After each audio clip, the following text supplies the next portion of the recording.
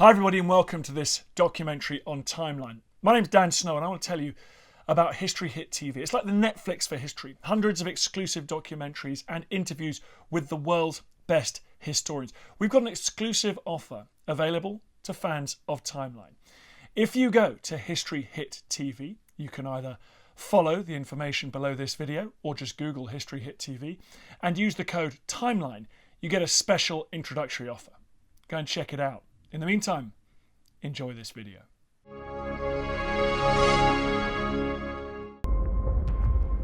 Total war is all-encompassing.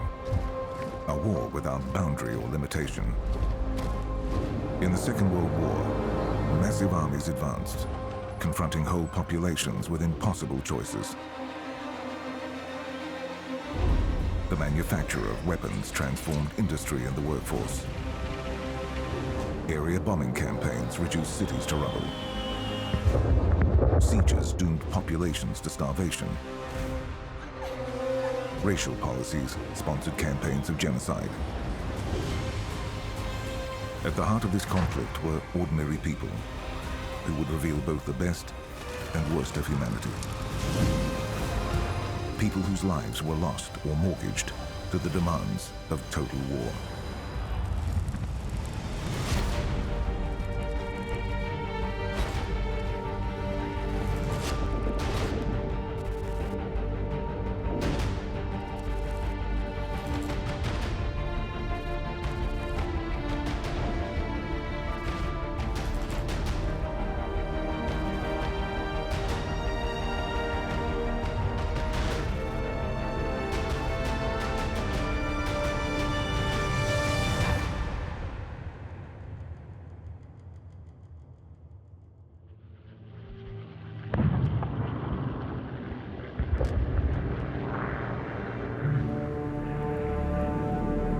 On the 27th of July, 1943, a firestorm raged through the German city of Hamburg. The heat was so intense that some people caught outside sunk into the molten asphalt or were sucked into the fire and incinerated. The firestorm was the first of its kind created by Allied area bombing. It was not the last. Over the course of the war, Allied bombing policy shifted from one of avoiding attacks on civilian targets to an area bombing strategy designed, in the words of Britain's Bomber Command, to unhouse civilians and destroy the war-making capacity of an enemy nation, making the morale of the people a viable target.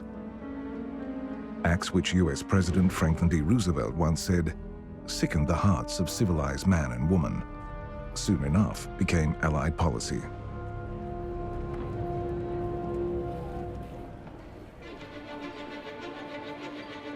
The Second World War was not the first time civilians had been targeted in bombing raids. There was a huge change in the way in which policies towards civilians were implemented by the different powers. What's often called a process of cumulative radicalization occurred in the policies of almost all the major belligerents in the war. To some degree, though, a lot of the groundwork for that thinking had been laid before the war's opening rather than occurring during the war itself.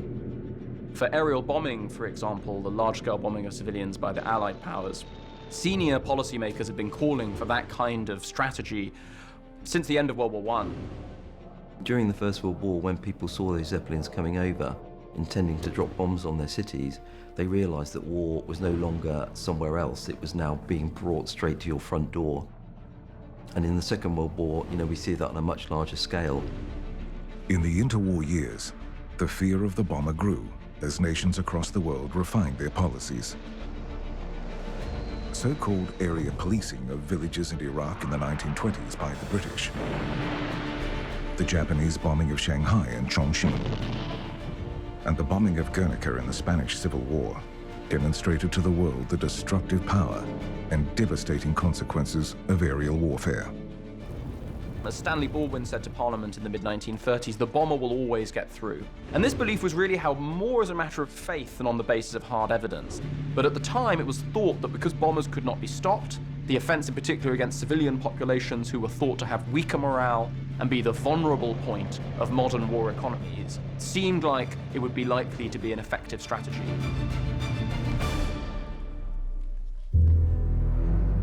The bomber was increasingly seen as more than a threat. It was viewed as potentially a war-winning weapon. Fear of the bomber, hope for the transformative power of the bomber was really very important, particularly in Britain, which invested so much in the ability of the bomber to deliver a victory in war relatively cheaply. Both sides recognized the potential area bombing had to sap the morale of an enemy's population. If a nation could be brought to surrender through aerial bombing alone, the cost of fighting another war in the trenches would be averted. When the war began, Britain had no stated intention of targeting civilians in aerial raids. Assurances had been given to President Franklin D. Roosevelt that civilian populations and unfortified cities would not be targeted.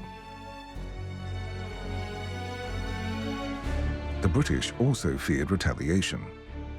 Any air attack on German civilians might invite terror from above on their own population. The British were acutely aware of their vulnerability. This vulnerability became even more evident in Bomber Command's early operations. Small daylight raids carried out during the Phoney War against German warships proved fatal for many crews.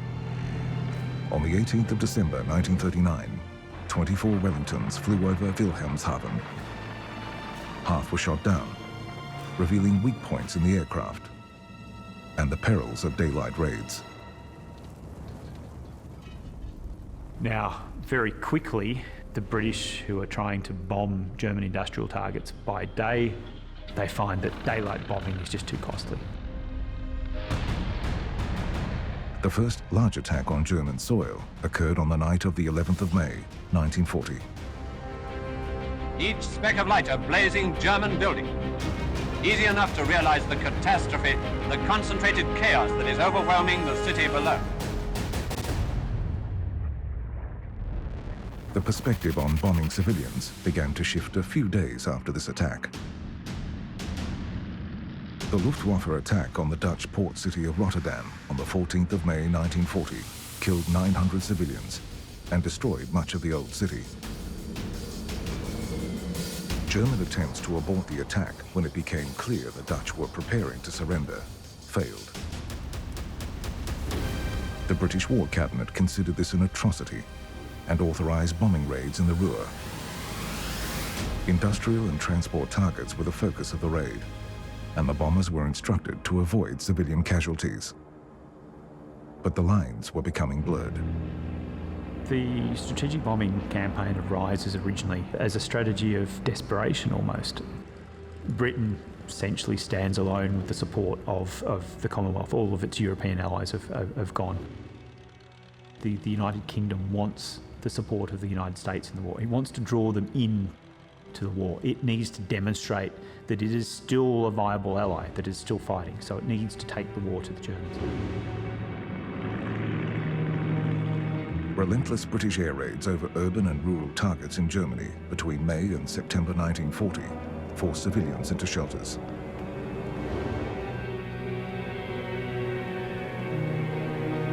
The civilian casualties were not high, but the bombing was unpredictable and fostered desire among the German population for retaliatory strikes against British cities. The German bombing campaign, when it came, was more than retaliation. More broadly, the attacks were designed to weaken British morale and British defences in preparation for an invasion. The first Luftwaffe bombs were unintentionally released over civilian targets in London on August the 24th, 1940. Britain retaliated, sending bombers over Berlin. Here are some of the lads who have actually been over Berlin recently. They do not drop their bombs at random. The aerial warfare escalated, and raid by raid, decision by decision, civilians moved into the firing line. People in their homes became inevitable collateral damage. And then, with the advent of area bombing, they became legitimate targets. The British strategic bombing campaign against Germany began in 1940 and continued throughout the war in Europe. Later, the United States Air Force joined the British efforts, conducting daylight raids over Germany, as well as occupied Europe and Italy. The campaign is estimated to have inflicted approximately 1 million fatal casualties on Germany. To the American airmen, Britain was a huge aircraft carrier anchored off the flank of Europe. Very quickly, they began to play their part in a bombing offensive against Germany, which increased in volume every month.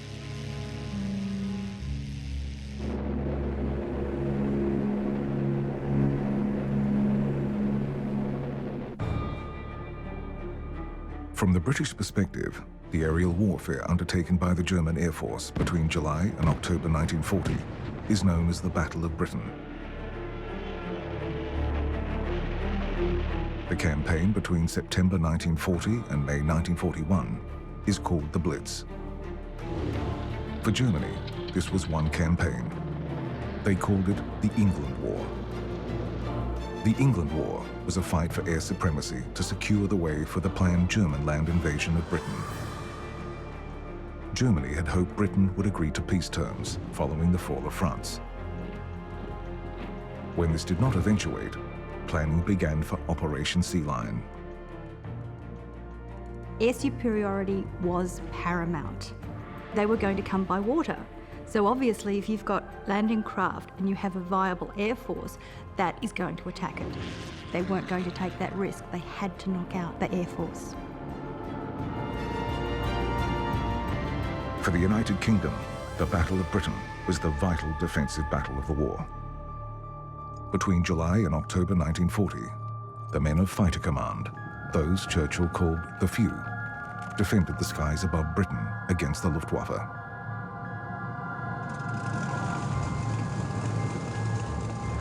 Among the crews were men from across the Commonwealth and others from occupied Europe.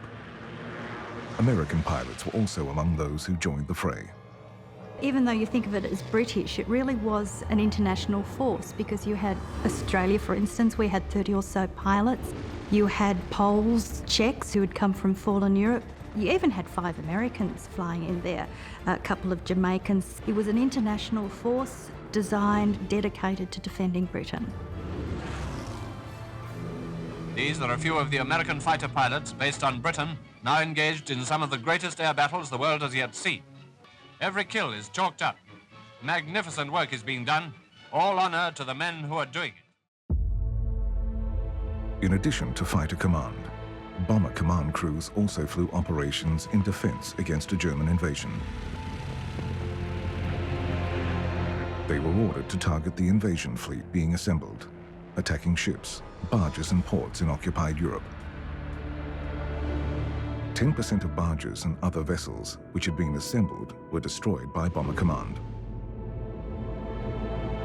Coastal Command carried out anti-invasion patrols, gathered intelligence on German positions, and bombed German shipping and industrial targets on occasion.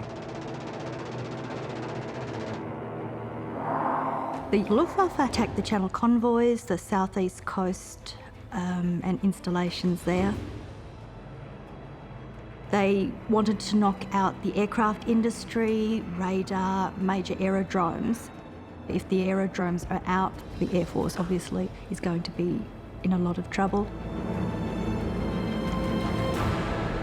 But they had a weakness.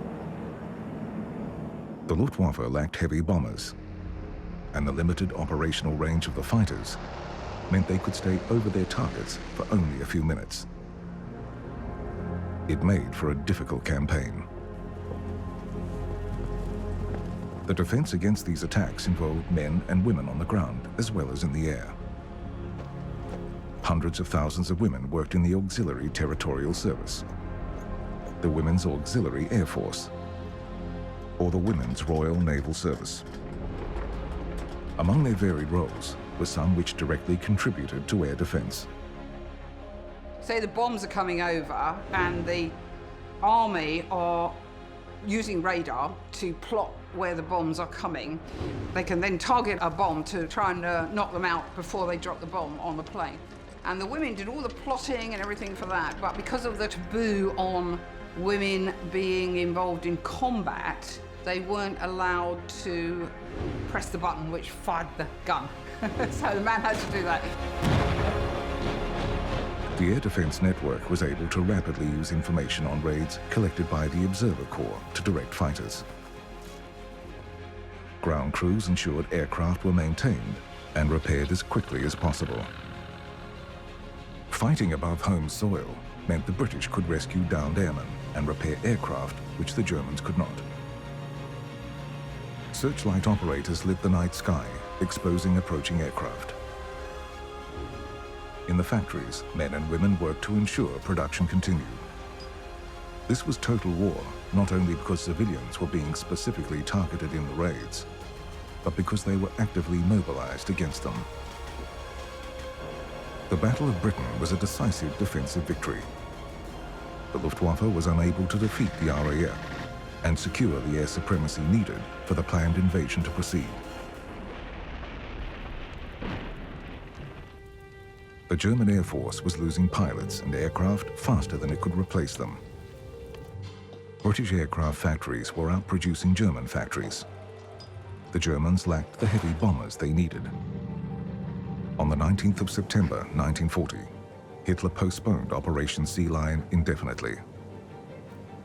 The Luftwaffe turned its attention to London and other cities in what the British called the Blitz.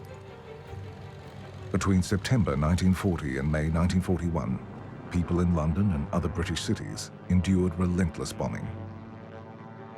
The fear of the air, of which Stanley Baldwin had warned in the previous decade, became a feature of everyday life. London is a good case in point because it's so big. Back in 1934, I think it was, Winston Churchill described London as this huge, this tremendous fat cow, all tied up, waiting to be attacked by a beast of prey. So London, because it was the capital city, because it was full of iconic buildings such as the Houses of Parliament, Buckingham Palace, St Paul's Cathedral, was a deliberate target for the Luftwaffe, and it suffered very badly. The destruction of civilian morale was not the sole objective of the German air attacks. Military and industrial targets remained important. This was also an economic war, a blockade focused on destroying ports and blocking the delivery of US supplies. 141 of the 171 major German attacks between August 1940 and June 1941 aimed at British ports.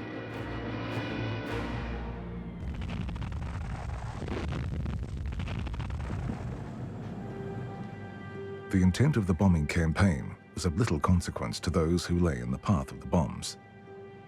And intent did not always align with outcome. The attack on Coventry in November 1940, which drew much sympathy from the still neutral United States, was aimed at a cluster of factories, but also hit workers' residential areas.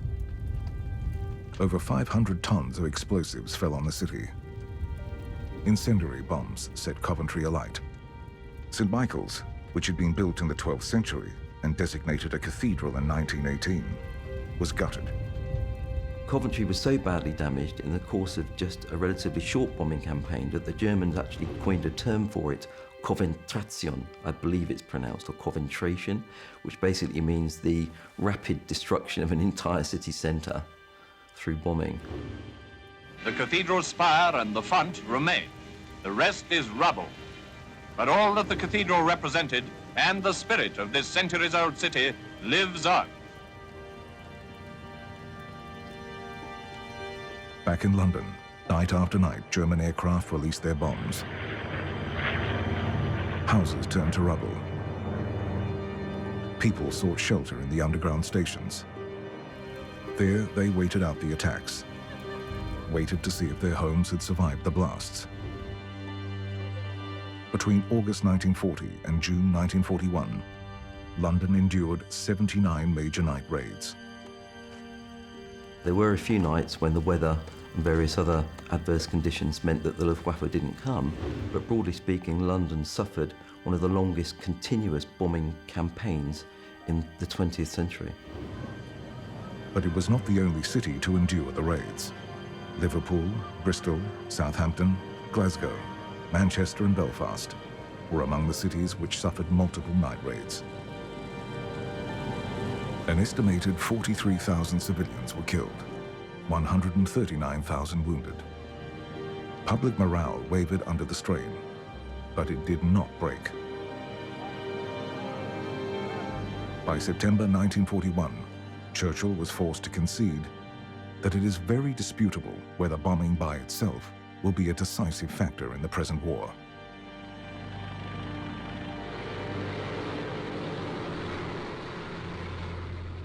The government compiled Home Intelligence weekly reports on morale because it was very keen to sort of take the temperature, read the thermometer of morale during air raids and in their aftermath. And it's clear that, you know, some people did panic, some people were upset. There were episodes of what was called trekking, where people would leave the city of a night and go out to stay with relatives in the countryside or in the far-flung suburbs of the capital city. They didn't want to be in the East End of London when the docks were being bombed, effectively. So morale, broadly speaking, remained intact, but there are examples of where it wavered and fluctuated. In May 1941, Germany turned its attention toward Operation Barbarossa, the invasion of the Soviet Union. It could not fight on two fronts.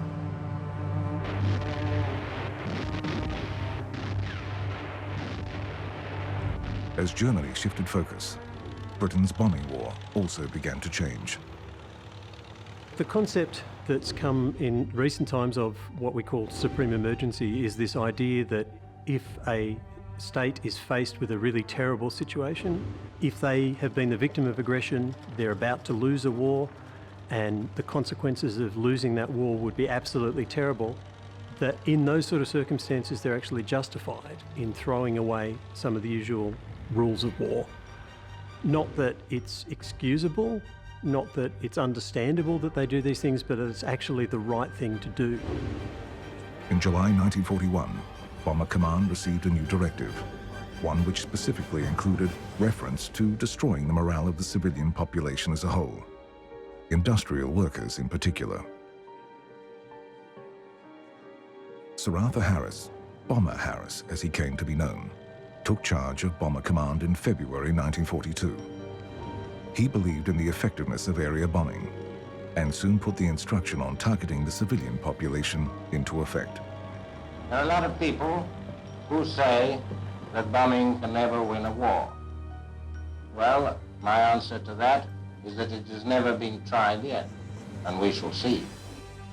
But there was more to area bombing than just catching strategic targets. Simply bombing cities to terrorise the population also became a feature, and these included bombing raids on Berlin, Frankfurt, Hamburg, targets which had limited military value but were sought out for area bombing to carry out that duty of terrorising the population. In March, Harris sent the bombers over the city of Lubeck. Incendiary bombs set the old medieval timber buildings alight. An estimated 1,000 people lost their lives. The bombs destroyed the cultural heart of the city. They also terrified the people on the ground. Britain was targeting morale. Harris accused the Third Reich of laboring under what he called the childish delusion that they could bomb other people, but that no one would bomb them. There's a strange dichotomy that Britain had endured the Blitz, and the Blitz was seen as actually drawing the British people together and uniting them in defiance. And yet 2 years later, it was assumed that an even heavier form of bombing campaign on Germany would break their morale. The evidence for this was quite simply non-existent. It was based on pre-war theories which took a rather dim view of the civilian populations of nations and thought they would be terrorised and they would hate the stresses and strains area bombing placed on them. 3 raids in April 1942 destroyed 70% of Rostock, another old German trading city. Both cities had military or strategic targets. but they were also places of cultural and historic significance. Both had been founded in the 12th century and were Hanseatic cities. Both bombing raids provided insight into the effectiveness of incendiary bombing.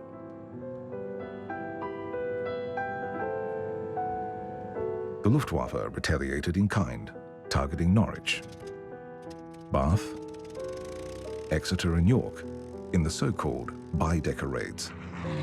Raids which targeted cities of cultural significance, cities that appeared in the Baedeker tourist guide. As the war escalated, as bombing raids stretched beyond military and industrial targets, total war destroyed the cultural and historic hearts of cities. But the factories and the nearby homes where the workers lived remained important targets.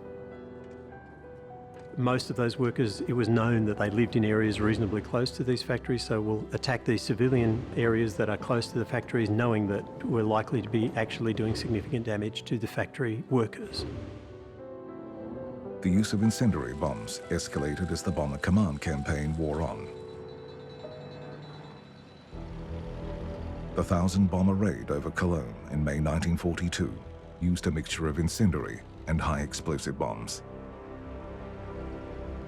The operational order for the first 1,000-bomber raid said simply, object, to destroy the city of Cologne.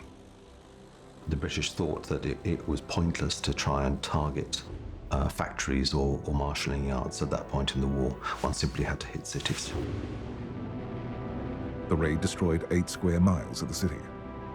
45,000 people were made homeless in one night. The gas, water, electricity and transport of Cologne was severely disrupted. When the storm bursts over Germany, they will look back to the days of Lübeck and Rostock and Cologne, as a man caught in the blasts of a hurricane will look back to the gentle zephyrs of last summer. Civilian deaths were not the only measure of the impact of total war. Destruction and displacement also served to demonstrate that the battle lines were now irrevocably blurred. The efforts of Bomber Command were not confined to Germany. In 1942, as fighting intensified in North Africa, Bomber Command focused on targets in Italy, including Genoa, Turin, and Milan. The Allied bombing of the monastery atop Monte Cassino in 1944 is an example of how civilians were caught in the crossfire of total war. Both sides had promised the Pope that the sacred building would be protected, but the promise did not hold. Now, the Germans said it's a Benedictine monastery, it's a lovely old building.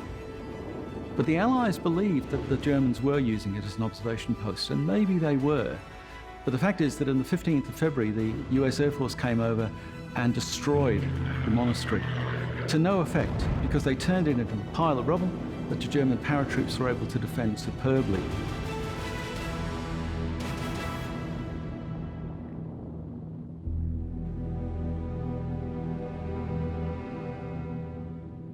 The destruction of the monastery had no real significance. I mean, it's a terrible moral blot on the Allies' respect for cultural integrity, but it's a massive cost for a relatively minor obstacle.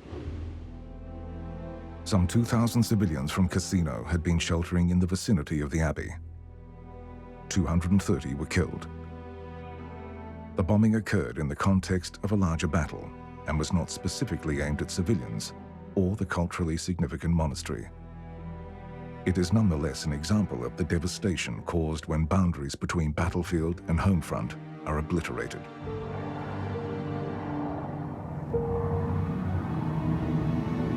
In 1943, the air war over Europe escalated considerably. The terror of firestorms became a reality.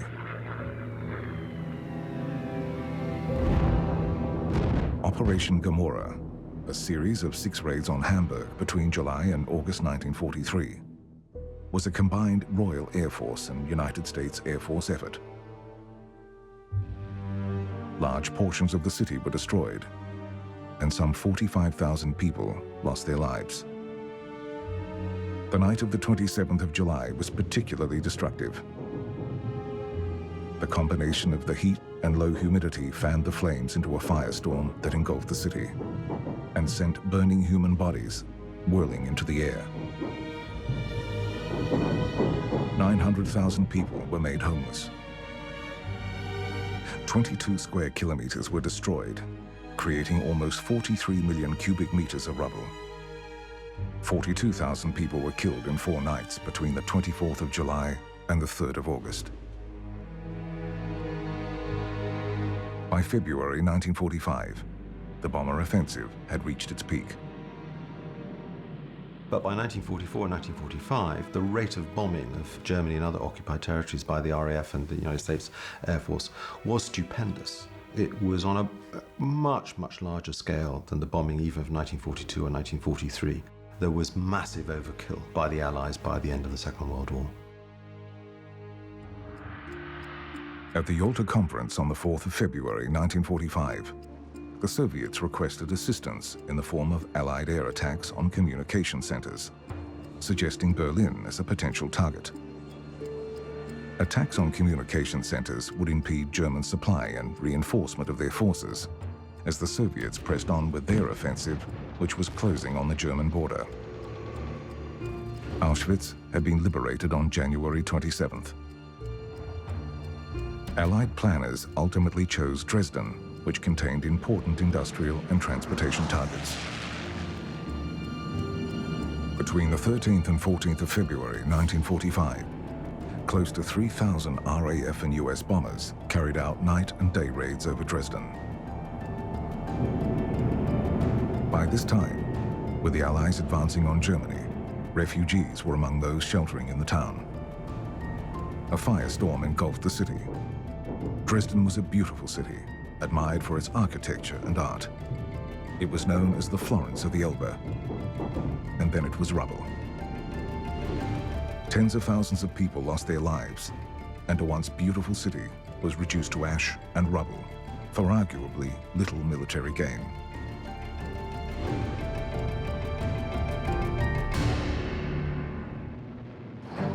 While the massive material strength of the Allies was pounding German cities, Germany was placing its faith in wonder weapons. The V-1 and V-2 rockets, the Vergeltungswaffe, revenge weapons. These weapons severely tested British morale. After May 1941, when the Germans turned their attention to Soviet Russia, there was a kind of decline in public anxiety about air raids. But it all comes back again in 1944 to 1945 when you have the so-called vengeance weapons being launched from Nazi-occupied Europe against London and other British cities. The terror of these weapons lay in their unpredictability, the apparent randomness of the attacks. The distinctive buzzing sound of the V-1 earned it the name buzz bomb, or doodlebugs as they were commonly known.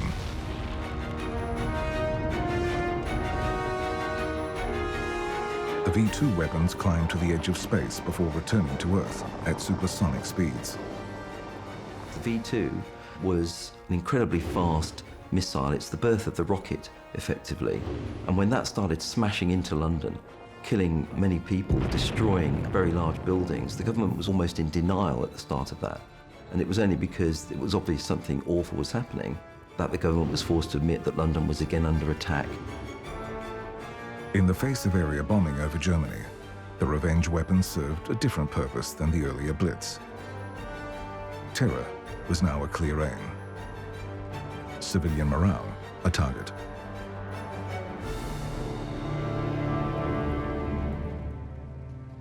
An added cruelty of the revenge weapons were their construction.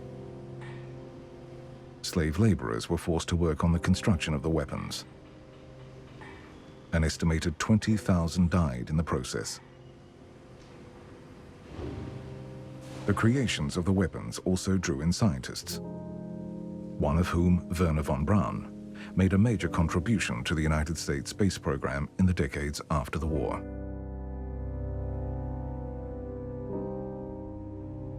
Over 10,000 flying bombs were launched over the English coast. Close to 4,000 of those were shot down before reaching their target. Some 2,400 made it to London. The rocket attacks were not confined to Britain. Antwerp was also targeted. The offensive ended in March 1945 as the Allied advance overran the launch sites.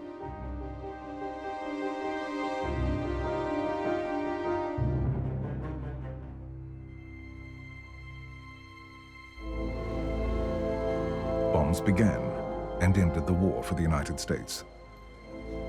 The aerial bombardment of Pearl Harbor in December 1941 drew the US into the war. As everybody knows, America's reaction to Pearl Harbor was instantaneous. Gone were doubts and hesitations. There began one of the most colossal war efforts in history. Detonating Little Boy and Fat Man over Hiroshima and Nagasaki in August 1945 brought it to a close. These two bombing attacks illustrate the evolution of aerial warfare in a time of total war. The aerial attack on Pearl Harbor, which took place on the morning of December 7th, 1941, shocked the American public. It was done in the understanding that in the long term, the Americans had the capacity to build up sufficient military power to create a terrible threat to Japan. But it was done in the hope that Japan could achieve sufficient success that the Americans would feel it wasn't worthwhile going on. America's preference for neutrality was dissolved by the attack.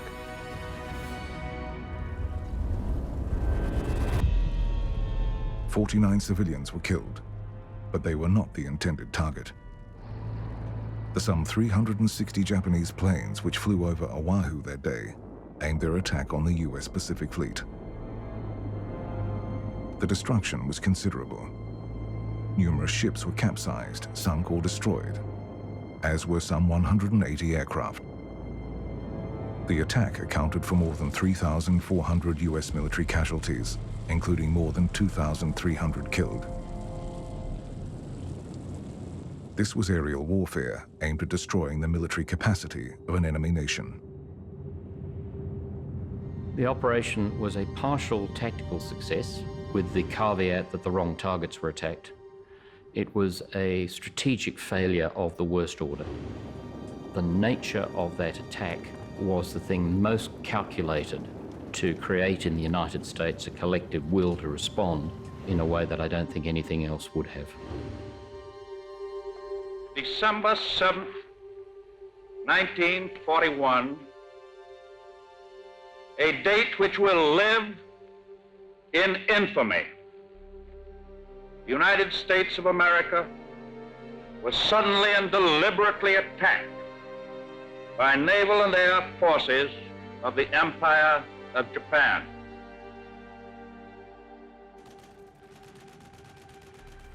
Since the unprovoked and dastardly attack, a state of war has existed between the United States and the Japanese Empire.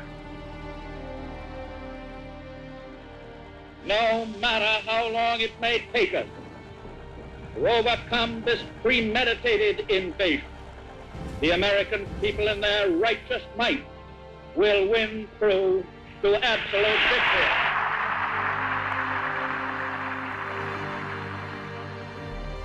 By the time the US bombing of Hiroshima and Nagasaki occurred, aerial warfare had become a different beast altogether.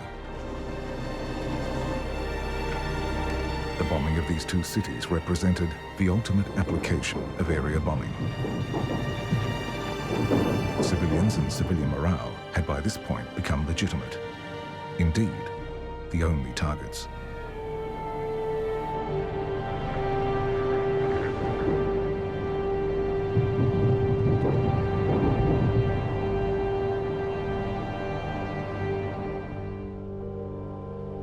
In its bombing campaign over Japan, the United States Air Force shared its pre-war policy, shifting from precision to area bombing. There were a number of reasons for this.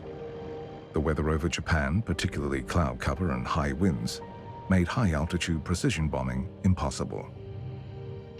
The Americans come into the campaign and they think, yes, the bomber will always get through. We can fly through to our targets. We have the Norden bomb sight, which is a very precise, high technology piece of kit for its day. That will allow us to put bombs on the target and not go in for any of this area bombing stuff. Now, the Americans very quickly find that they can't bomb as accurately, and in many senses, they essentially revert to an area bombing campaign of sorts as well. The B-29 bombers were better suited to carrying higher bomb loads at lower altitudes. The industrial infrastructure of Japan was also spread out with feeder factories, located in urban areas, some distance from the main factories.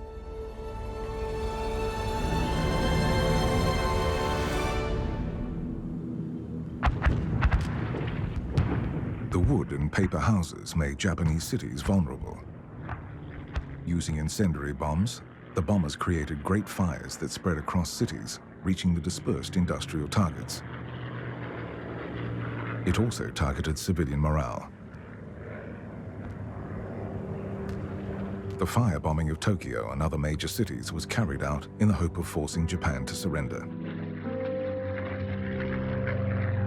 After Pearl Harbor and over the course of the war, the antipathy toward Japan grew to the point that few in the US objected to the kind of civilian destruction which accompanied area bombing. This message to the warlords of Japan we have not forgotten, and our B-29s will remind you again and again and again. The Japanese, in my opinion, will never crack. They will never surrender. They have got to be beaten until they know they are beaten. And then there was fear. Fear that the war would continue, that Japan would refuse to surrender. Fear of the US military casualties which might occur as the result of a land campaign in Japan.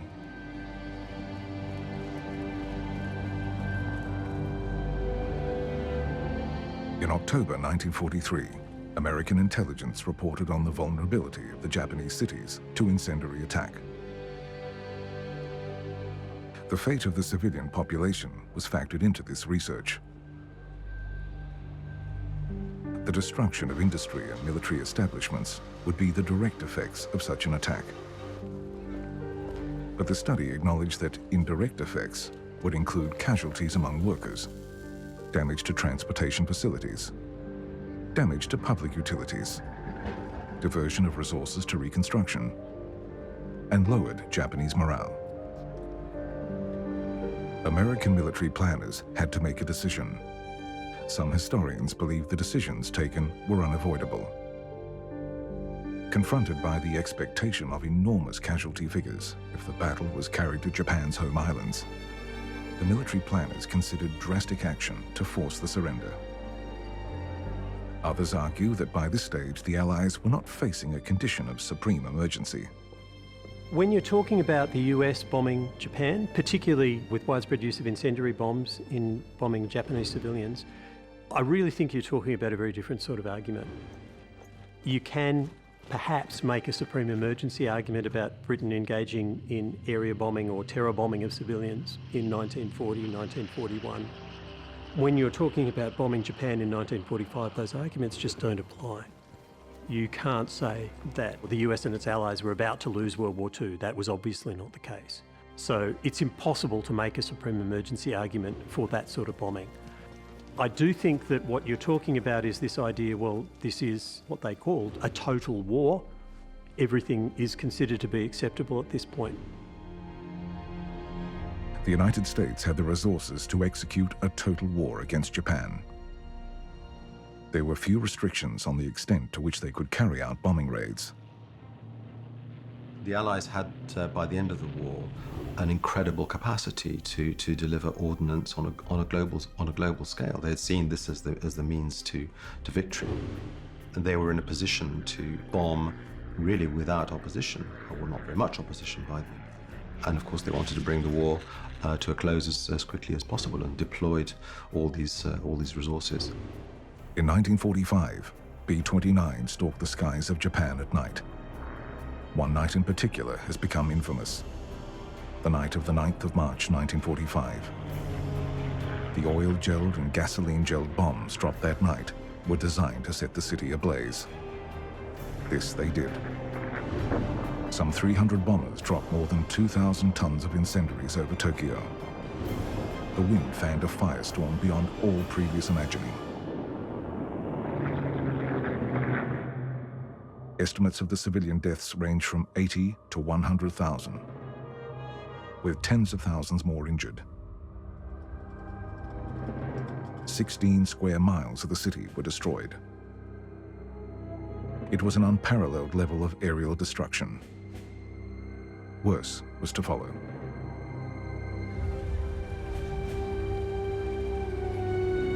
The atomic bombing of Hiroshima and Nagasaki on the 6th and 9th of August 1945 was the ultimate expression of total war. This kind of weapon was not designed to make a distinction between a factory and a high school, between a factory worker contributing to the war effort and a child on their way to school.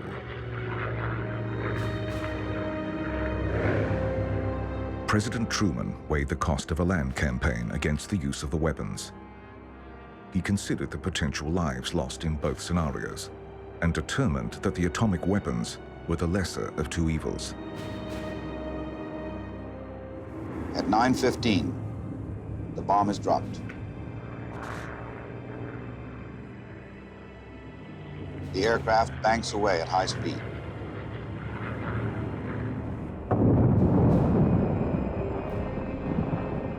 The fighting to take control of the small islands of Okinawa and Iwo Jima had been intense and extremely costly. And these were relatively small locations. To actually conquer the Japanese mainland was estimated to cost the American army at least 500,000 dead, never mind the wounded and the missing, and that's not incorporating the Allied contribution. There was little stomach to carry out this type of land campaign, which could grind on for years and would certainly cost millions of casualties, both Allied and Japanese. The atomic bomb seemed to offer a way out of this military conundrum. You could defeat Japan at a stroke without any need to actually land on their beaches and fight their way inland. But the decision was not unanimous. We actually know now, for example, Eisenhower was actually against the dropping of the bombs on Hiroshima and Nagasaki. The particular scientists who created the bombs actually wrote to Truman and asked him not to drop the bombs. We know from Truman's diaries, his letters to his wife, his conversations with Churchill, that there was no real military justification. It was more a political one. President Truman did not make his decision in a political vacuum. In using the bombs to destroy Japan's ability to wage war, he also delivered a warning to potential future opponents. The three allies, although they were united to defeat the Axis, were likely to become rivals in a post-war world. Britain was in decline. America felt it had little to fear from Britain, but the Soviet Union was in the ascendant and would become America's next great foe, potentially.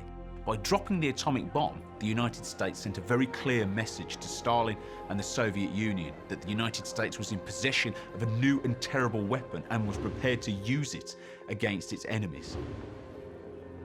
A short time ago, an American airplane dropped one bomb on Hiroshima and destroyed its usefulness to the enemy. That bomb has more power than 20,000 tons of TNT. 70,000 people were killed instantly when the bomb fell over Hiroshima. The total of deaths had risen to 100,000 by the end of the year. Between 35 and 40,000 were killed in Nagasaki a few days later. In the decades that have followed, many have questioned the morality of dropping these bombs. It's very, very difficult to make an argument saying that the dropping of the first bomb was necessary. I think it's impossible to make an argument that the second bomb was militarily necessary in the terms of World War II. Japan surrendered on the 14th of August. For many in Allied nations, the dropping of the atomic bombs brought relief. They ended the war, saved the lives of prisoners of the Japanese and military personnel who may have been killed in a land campaign. The bombs brought total victory. For some, their cost was worth it. Others, including some scientists, feared the future. If there is another world war, this civilization may go under. We need to ask ourselves whether we're doing all we can to avert that. We need, I think, to learn to understand the realities of life abroad, not so much in terms of slogans, as in terms of the lives of men. The dropping of the atomic bombs, the ultimate expression of total war, created a new kind of war, the Cold War. Decades removed from the aerial warfare of the Second World War, historians and commentators seek to understand how the war shifted the moral compass of the world.